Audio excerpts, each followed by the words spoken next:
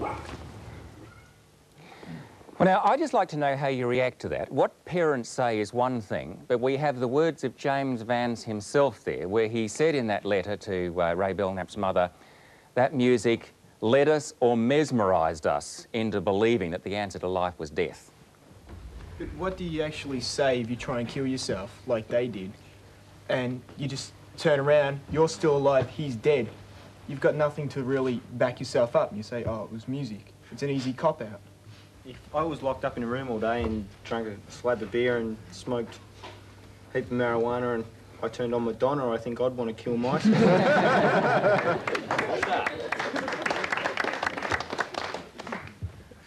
Yeah, in that particular case there, it was found, they didn't mention that in the video, that those two kids have been drinking all afternoon and smoking dope all afternoon as well. And one of the boys, I'm not too sure, had already tried a couple of years earlier to kill himself and failed.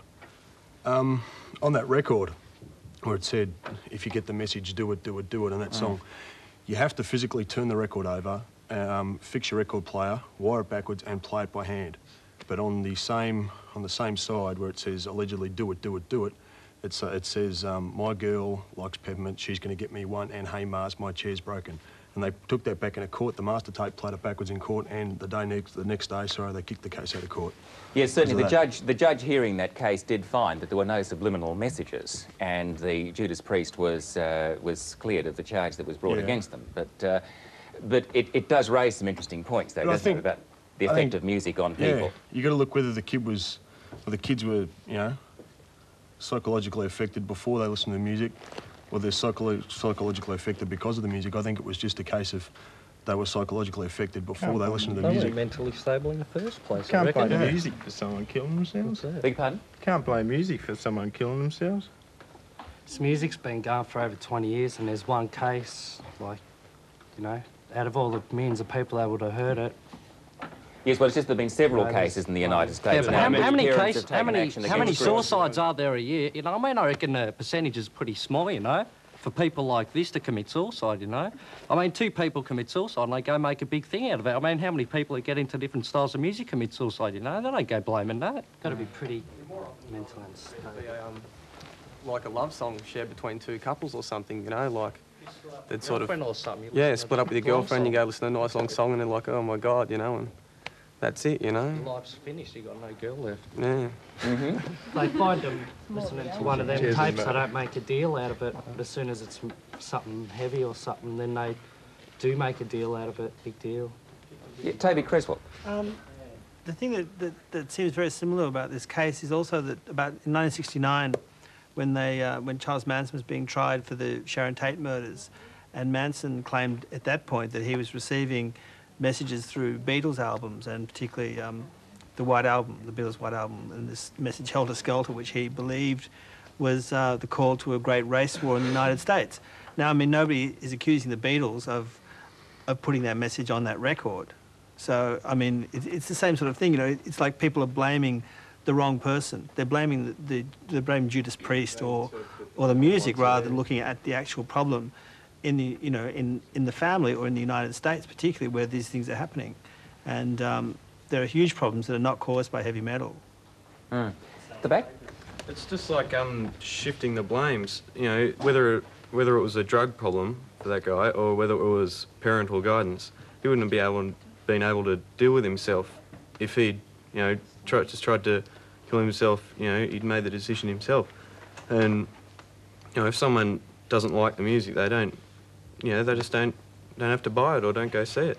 Yes. Yeah, I mean, yes, you're dead right. I mean, it has to be said here, in fairness, that these weren't exactly two well-adjusted middle-class boys. They were two boys who had problems. But this is the point that's made, I think, about this. If you get kids who have problems anyway, does this music then weigh on their minds to the point where they are led to suicide attempts? Or ones that have these problems which are in fact drawn to this kind of music. However, I won't interrupt. Well, you claim that kids with problems are the very people who are drawn to this sort of music. You see, there's a lot of buck passing going on, as somebody pointed out here, but all these factors interact with one another. Nobody's really suggesting that heavy metal by itself creates suicide, but it's one of the contributing factors in a pattern of events. For example, I worked professionally, legally, with LSD, which is, you know, the dreaded LSD throughout the 60s. Now, the fact of the matter is that we had hundreds of cases of people who didn't have bad trips. They were treated normally in a psychiatric setting. But the point is that the people who went mad and jumped off buildings were always the people who were attracted to its illicit use and knocked themselves off. So in a sense, heavy metal is a risk to a minority, but it's a significant minority. That's the end. That's the point I make. I wish to say that... Sorry, I'm just coming to Stephen Hogg first. Significant minority, I mean, how big is a significant minority? You're talking about the metalhead population as a whole, you're talking about just 1 or 2% of that, or even less. And is that such a minority? I mean, we call a significant minority when we're talking about politics or something. 30% is a significant minority. I wouldn't say that's a percentage of people who commit suicide or are likely to commit suicide after listening to heavy metal music. I wouldn't care for half of 1%.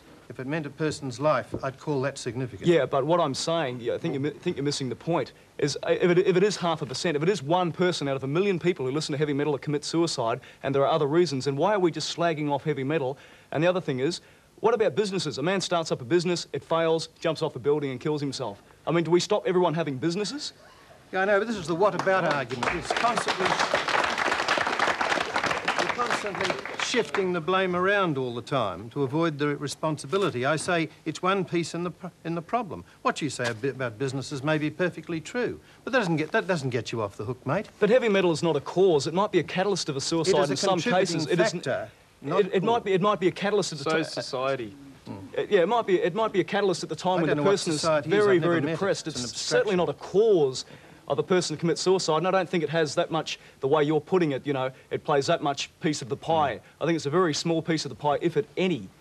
Well, I think the person's lifestyle has a hell of a lot more to do with it than the little bit that you're saying it does. Well, if a whole pie is poison, why add that extra bit? You want to make a point? I wish to say that these rock and roll stars, like for instance Black Sabbath or Judas Priest or whatever, perhaps do have a little bit more influence on people copying them. Like if they put picture on the side, everyone else tattoos their picture.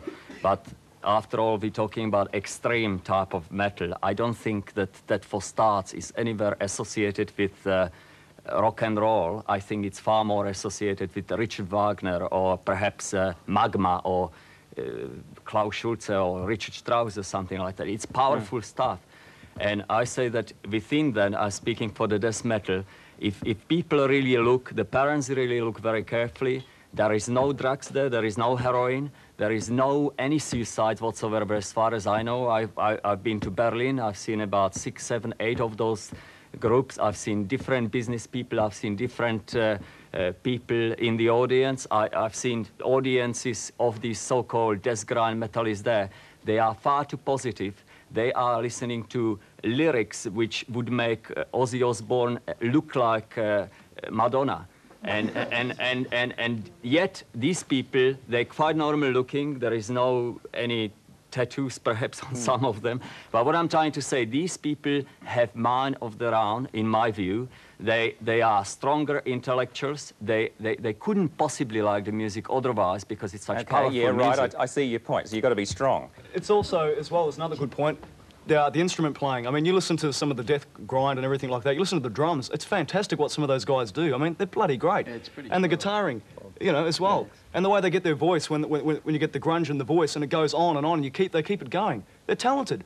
And to sit there and say it's not music, as I heard before, is crap.